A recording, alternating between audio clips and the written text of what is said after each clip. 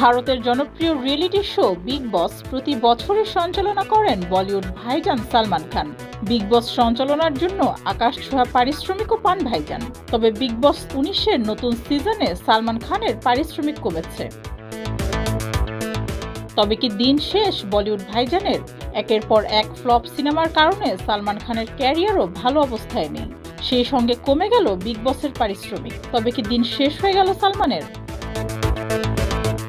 জানা গেছে এবার বিগ বস 19 নতুন সিজনের জন্য 120 থেকে 150 কোটি রুপি পারিশ্রমিক নিচ্ছেন সালমান খান, যেখানে আগের সিজনে সালমান খান নিয়েছিলেন 250 কোটি রুপি। সেখান থেকে পারিশ্রমিক নেমে গেছে অর্ধেকে।